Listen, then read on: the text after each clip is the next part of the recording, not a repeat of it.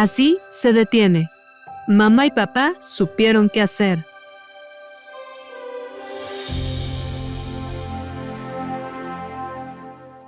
Hola, soy Dulce Galindo. Bienvenidos a Así se detiene, un podcast donde hablamos de abuso sexual infantil. Y el día de hoy vamos a abordar una temática que confronta mucho, pero que es necesario poner sobre la mesa. ¿Quiénes son las personas que abusan de niñas, niños y adolescentes? Y confronta porque las métricas últimamente nos han dicho, o las métricas más recientes, que en el 80% de casos el agresor está en casa. Es un familiar, es un amigo cercano con el cual tenemos una relación y obviamente hay afecto.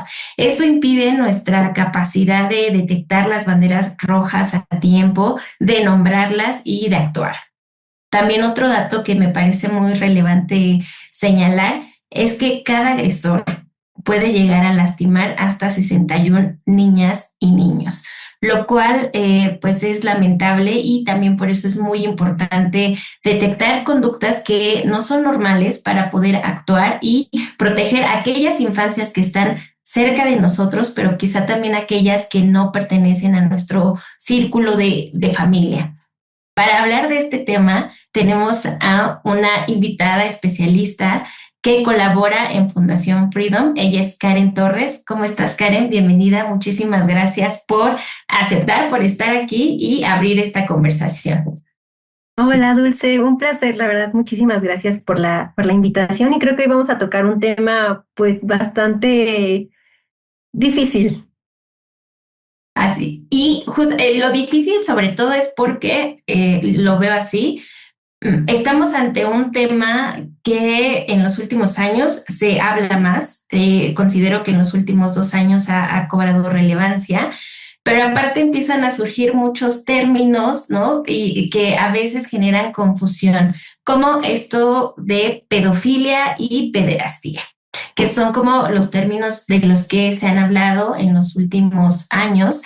Pero lo más difícil es después asociar esas definiciones a una persona cercana, ¿no? Entonces, me gustaría que nos compartieras qué es pedofilia, qué es pederastía, y si en este estudio de esta problemática ha salido a otro tipo de perfiles que quizá también no se les ha dado el foco, ¿no? Ujú. Sí, claro, Dulce. Pues la verdad es que son términos que de alguna u otra forma se correlacionan, pero sí tienen una definición muy diferente la una de la otra. En la cuestión de la pederastía es justo el abuso sexual cometido ya en niños, ya es la parte delictiva, ya es cuando existe esta situación de ya sea una parte de tocamientos, ya existe este acercamiento con el menor. La parte de la pedofilia, y creo que es el punto como muy medial de esta situación, es la atracción erótica o sexual de una persona adulta a un niño. Entonces, pues la verdad es que aunque suenen como, ay, es que uno tiene que ver con el otro así, sí tienen dos vertientes totalmente diferentes, pero una no exime a la otra, ¿no? Es decir, o sea, un pederasta sí puede tener tendencias a esta situación de tener un encantamiento, un gusto hacia los menores. Entonces la cuestión pedófila sí va en la parte de que existe esta atracción, este gusto por el menor. Entonces, aquí hay una parte bien interesante, y es que la pedofilia pues sí tiene y está muy arraigada a cuestiones, pues sí, psiquiátricas. Evidentemente, la persona que tiene una situación en cuanto a la pedofilia, sí, evidentemente tiene que ser sumamente estudiada, ¿no? Para determinar cuáles son, pues, justamente los trastornos psiquiátricos o de dónde deriva esta atracción hacia los menores, ¿no? Entonces, la parte como etiológica o la hipótesis que se tiene hasta el momento es que una persona que ha vivido una situación de abuso sexual en la infancia puede empezar a tener estas tendencias y exista una distorsión en la sexualidad que les haga tener el gusto por los menores. Entonces, creo que la parte que nos podría dar un poco de señal o clave es que en la infancia esta persona pudo haber sido agredida sexualmente.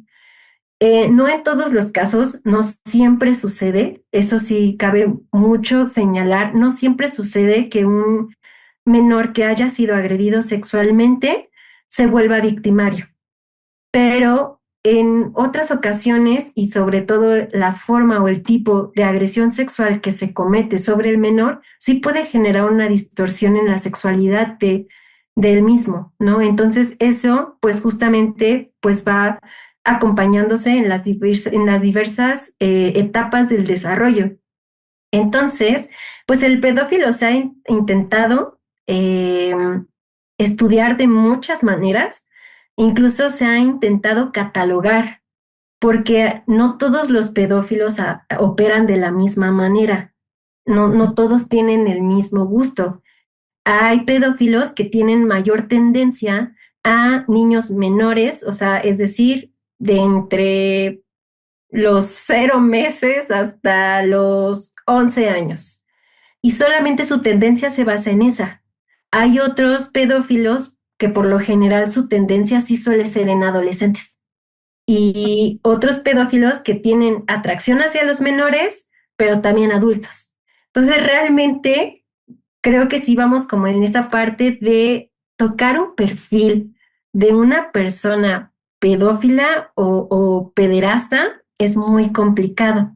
De hecho, en los últimos años pareciera ser que empezó a haber como un movimiento de las personas pedófilas, específicamente pedófilas, no pederastas, en la que ellos intentaban hacer que la pedofilia fuera o formara parte de una orientación sexual. Es decir, mi gusto por el menor, ¿no? Aquí tiene un poquito de extrañeza la razón del movimiento. El movimiento se llama Movimiento de el Orgullo Pedófilo o Minor Attract Person, que justamente tienen esta connotación y lo que querían era decir, es que yo quiero quitar la parte de que me guste un niño no está mal. Y es como de, pues es que es muy extraño, ¿no? No va acorde al desarrollo, no es lo suficientemente normal, por así decirlo, común, ¿no?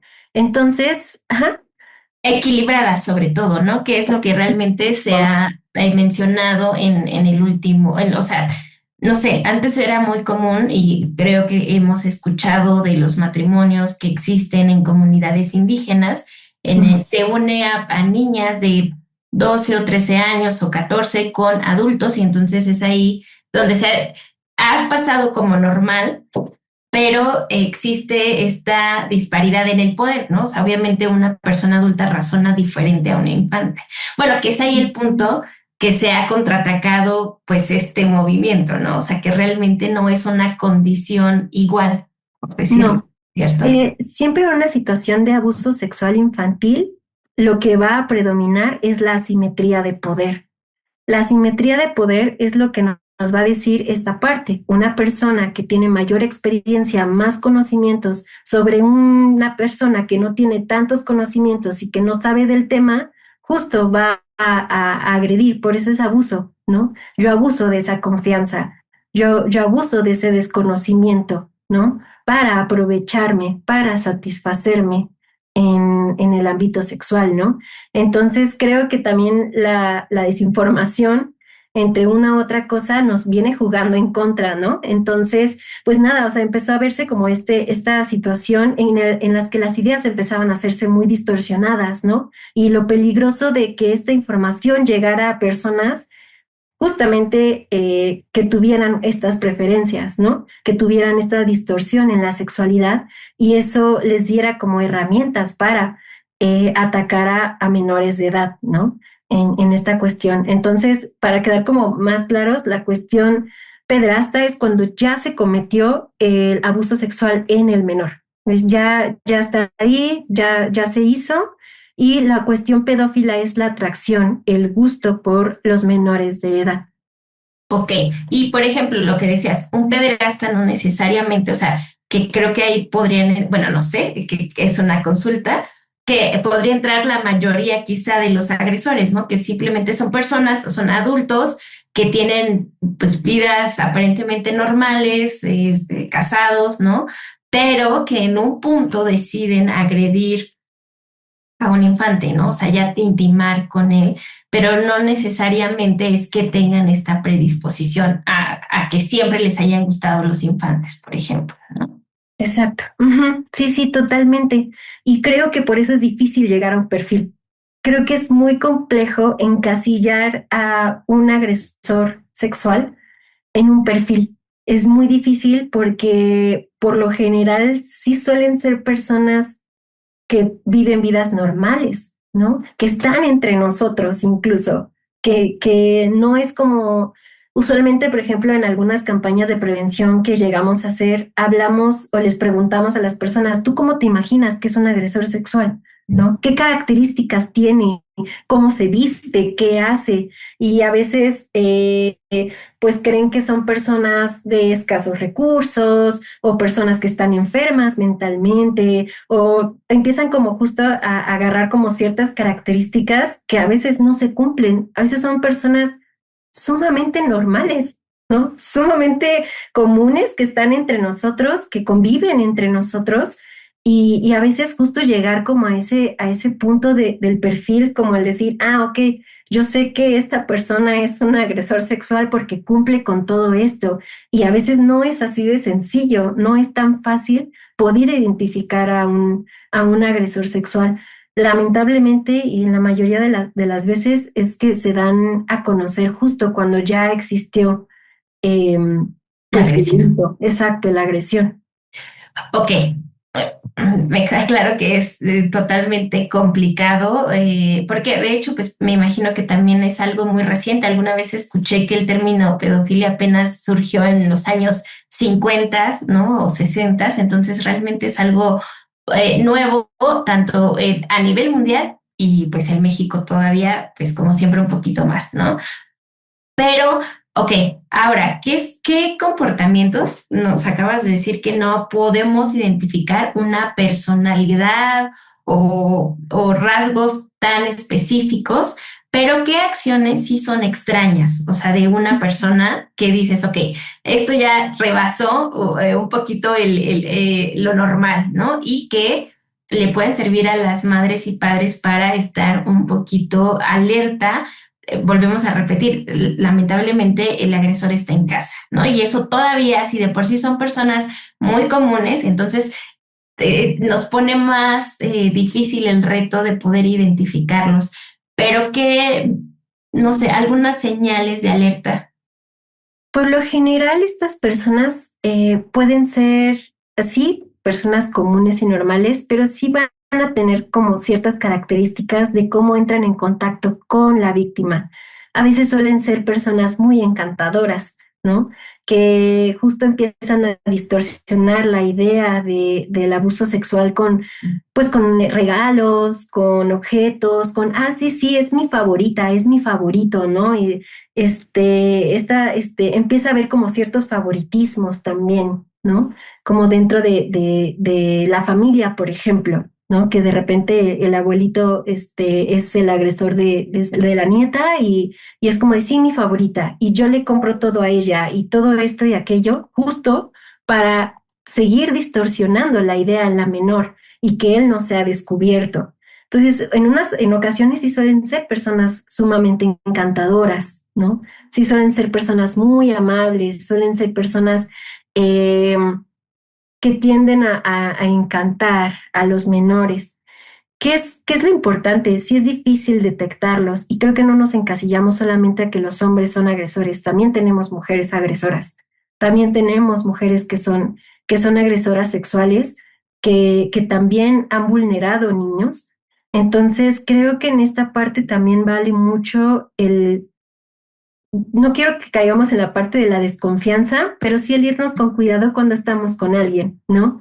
En algún momento tuve contacto con un caso en el que él era un tipo que ya está en la cárcel y él era una persona sumamente preparada. Tenía cursos en abuso sexual infantil, tenía diplomados en abuso sexual infantil Ok. y tenía un libro que la verdad no recuerdo el nombre, en donde justo es como toda una guía de cómo agredir a los niños sin que se sientan agredidos, ¿no? Como esta forma de encantarlos.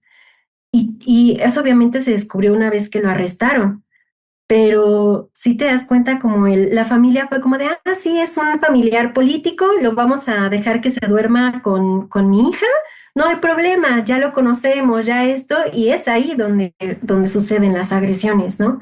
Entonces, si te das cuenta, es bien difícil poder como detectar cuáles son las intenciones de la otra persona, entonces creo que sí caer como un poquito en la desconfianza, ¿no? El estar Ok. como alertas. Sí, este punto, por ejemplo, creo que podríamos señalar el favoritismo. O sea, si de pronto vemos que una persona cercana empieza a tener un poco, o sea, más inclinaciones, como dices, ahí la línea es muy delgada, porque, pues, no sé, como que también es muy normal que haya favoritismos en las familias, ¿no? Entonces, obviamente, esto es lo complicado, ¿no? No vamos luego como como a saltar literal o decir, oye, ¿no?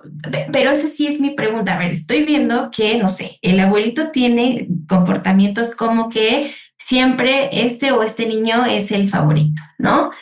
Y que aparte siempre y quiere estar más en contacto con él o con ella, ¿no? Y le compra cosas, ¿no? Y vemos, o sea, una especie de cortejo.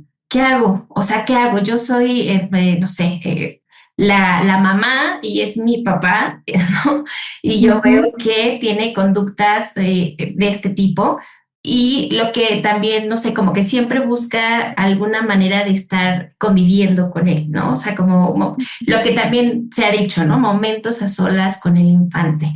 ¿Cómo se confronta esto? Porque creo que ahí es el punto bien difícil que no hablamos a tiempo. O sea, nunca atrevemos a decirnos, oye, no sé si sí o si no, pero esto que tú estás haciendo, pues como que no es muy normal, ¿no? Siento que debería de ser algo como cuando vemos a una persona que no sé, X, nos tiene otros tipos de problemas en sus trabajos, con la pareja y de pronto ahí sí levantas la mano y dices, oye, lo que estás haciendo no está bien o como que dirían las abuelitas, no hagas cosas eh, buenas que parezcan malas, ¿no? O sea, ¿cómo actuar la familia ante, ok, tengo tres señales que ya como que no es muy normal, ¿qué hago? ¿Cómo me acerco a mi familiar? Lo importante, si existe la sospecha, es porque algo viste, ¿no? Algo estás viendo, estoy viendo que existe el favoritismo, estoy viendo que existe ahí algo, entonces, ¿qué hago? Ver por la integridad de mi hija. Si yo estoy sospechando de que aquí hay una conducta que no me parece del todo normal, yo lo que siempre sugiero es alejarlos, distanciarlos, tomar distancia de tu hija. Si es tu hija, es como de, ok, estoy sospechando esto, no quiero ponerla en riesgo, pongo distancia. En lo que yo investigo, averiguo, veo qué es lo que está sucediendo, porque también los niños nos dan mucha información cuando no se sienten cómodos, cuando se aíslan, empiezan a tener conductas poco esperadas. Entonces, a veces confrontar al agresor o a la agresora, siempre te van a decir que no es así, que no es cierto, que no es verdad, que es porque la quieren mucho, que porque se identifica con ellos, porque les caen muy bien. Entonces, a veces confrontarlos sí pudiera ser complicado porque nunca van a decirte que sí. O sea, no te van a decir, ah, sí, sí, sí, sí, sí, sí la toco, ¿no? O sí le hago esto. Entonces, creo que más bien es el si está sospechando algo, investigar, observar, ser muy observador, muy observadora, el ver qué es lo que está sucediendo ahí y alejar a tu hijo o hija de la situación. Porque su integridad está ahí. A lo mejor y de repente es como de, ah, sí, yo estoy mal y creo que no es así, pero si estás viendo algo es porque algo está pasando y casi siempre es porque algo está pasando, ¿no? Y este caso, por ejemplo, de la abuelita, bueno, del abuelito, pues ese es un buen caso real, ¿no? O sea, como nuestra intuición. Eso siempre es como lo que se habla en estos temas, ¿no? Como cuando hay una persona que conoces y a primera vista no te da o hubo una corazonada, o sea, como nunca desechar esa sospecha, porque sí, se clava, pero la obviamos y por Ujú. este tema de la familia, ¿no? O sea, no, hay un tema muy delicado.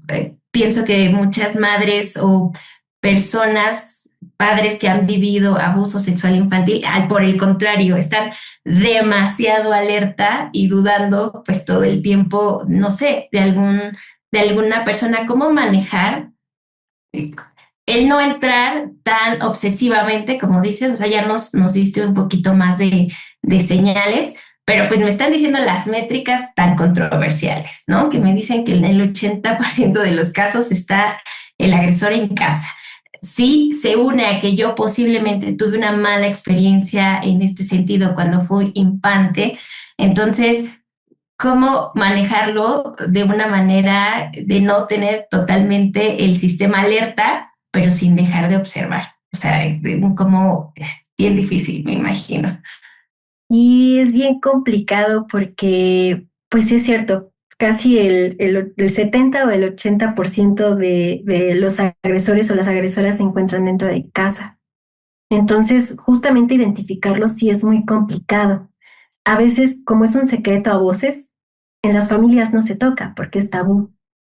Sin embargo, creo que esta parte de escucharte, creo que en esto que tú dices, ¿no? Esta parte de la intuición, algo estoy viendo que no me está haciendo sentir cómoda o tranquila y necesito ver qué es lo que está pasando. Obviamente no vas a estar súper alerta todo el tiempo, pero sí escucharte. Creo que este ejercicio como padres de familia o el adulto a cargo es escucharte. Es que si estás viendo algo, es importante que tengas en cuenta el cuidado de tu hijo. Entonces, tal vez no estar como súper alertas, pero sí ser muy observador, preguntarle a tu hijo cómo estás, cómo te fue hoy, qué has hecho, que exista esta apertura al diálogo para que el niño se sienta en confianza, de que pueda decirte, ah, pues me fue bien, estoy bien, a mi papá, a mi mamá le interesa cómo estoy, ¿no?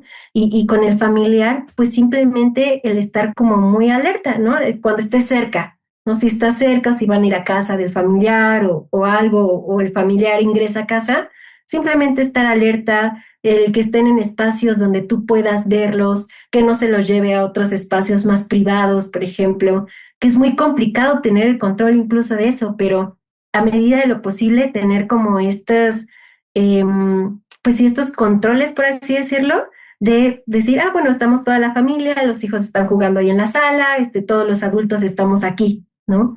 Entonces creo que esta parte de tener otras formas como de convivencia familiar en las que tú puedas tener como mayor vista, aunque pues sí, es complicado, pero nunca es imposible y estar alerta del estado emocional de tu hijo, ¿no? Cómo está, qué está haciendo, si le está yendo bien en la escuela, si ha tenido comportamientos que no son habituales en él o en ella. Entonces, creo que a lo mejor por ahí podría ser algunas técnicas o herramientas que pueden ayudar. Sí, sí, claro, sí, es lo complicado de este tema. En este sentido, Fundación Freedom, que combate obviamente este tipo de problemáticas, tanto el abuso sexual infantil como la explotación y la trata, ¿qué herramientas ofrece o qué acciones se están llevando a cabo para frenar, combatir esta problemática? Fundación Freedom lleva estas 4 líneas de acción, que es prevención. Se dan capacitaciones a empresas, escuelas, a hoteles, justo para darles las herramientas a los empleados o a los colaboradores para, pues justo detectar este tipo de situaciones, ¿no? En la parte de la justicia también estamos como muy metidos en la parte de pues hacer políticas de incidencia pública para prevenir este tipo de situaciones. Por ejemplo, ahorita está la parte de en los moteles, que el menor que vaya a ingresar al motel exista un comprobante de que es tu hijo o hija, ¿no? O sea, debe de haber un vínculo directo. Entonces, justo estamos trabajando con esta parte. Y en la parte de rehabilitación, yo soy la que se encarga de esa área. Yo me encargo de trabajar con niñas, niños y adolescentes víctimas de violencia sexual infantil, justo para darles herramientas y técnicas para, pues, resignificar el evento. Ok, muy bien. Como consulta, ¿hay alguna, esto va a sonar un poquito, ¿hay alguna línea que se esté trabajando por si hubiera personas que se detectan ellos mismos como conductas de riesgo para que se puedan atender? O sea, ¿hay alguna propuesta en este sentido?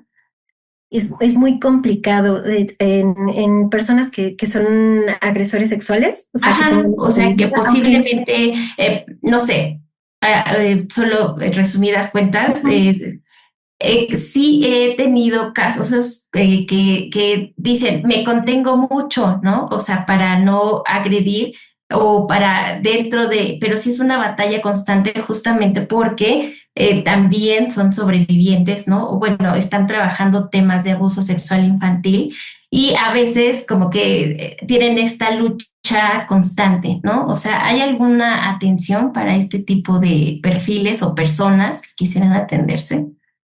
por el momento no tenemos esa iniciativa. La verdad es que seguramente en un futuro la vamos a plantear, sobre todo también a adolescentes agresores sexuales. Creo que es empezar como por ese lado, eh, porque sí es como más factible trabajar con ellos, ¿no? Y que esta parte de la distorsión sexual se trabaje. Sin embargo, si hay alguna persona que en algún momento sí ha detectado esta parte de que tiene estas tendencias, sí acudir con psicólogos tal vez especializados o el manejo con el trabajo de adultos para abordar estas situaciones y que tengan como mayores herramientas. Si Freedom en algún momento abrimos esta parte, con gusto se los haremos saber. Por el momento sí no tenemos atención más que para el lado de las víctimas. Ok, muy bien. ¿Y cómo podrían entrar en contacto con ustedes a través de sus redes sociales, contigo, para pedir justamente lo que nos comentas, ¿no? Una ayuda que ahorita estamos en esta batalla. Lamentablemente la mayoría de los casos se dan una vez que ya ocurrieron. Y si llegara a presentarse un caso así, ¿cómo los podrían contactar? Claro, existe el correo electrónico, es contacto@fundacionfreedom.mx, por ahí pueden contactarnos y a través de nuestras redes sociales en Instagram y Facebook como Fundación Freedom MX. Entonces por ahí nos pueden contactar para, pues si quieren atención o alguna orientación, pues nos pueden contactar a través de estos sitios. También está la página oficial que es www.fundacionfreedom.mx. También ahí pueden entrar para ver qué es lo que más y qué más elaboramos en Fundación Freedom. También pueden adquirir herramientas, técnicas, hay videos, hay cuentos, hay mucho material que pueden captar de nuestras redes sociales, y están abiertas para todo el público. Muchísimas gracias, Karen. Y el día de hoy, con tu orientación, con la información que nos compartes, nos dejas un aprendizaje importante, como se ha estado compartiendo en esta temporada, que es la observación, ¿no? La observación constante, la conexión con nuestras hijas e hijos, el no obviar esta intuición que la verdad siempre existe como madres y como padres. El reto es grande, sin embargo, si estamos trabajando en conjunto con esta detección oportuna, con el acercamiento con nuestros hijos y con la observación, pues vamos a poderle hacer frente. Las y los invitamos a compartir este podcast, esta información, a seguirnos en redes sociales. Estamos en Instagram como @elheraldopodcast, estamos en Facebook como El Heraldo Podcast con el hashtag Así se detiene. Y muchísimas gracias por estar aquí y por a todos los que nos han escuchado. Muchísimas gracias.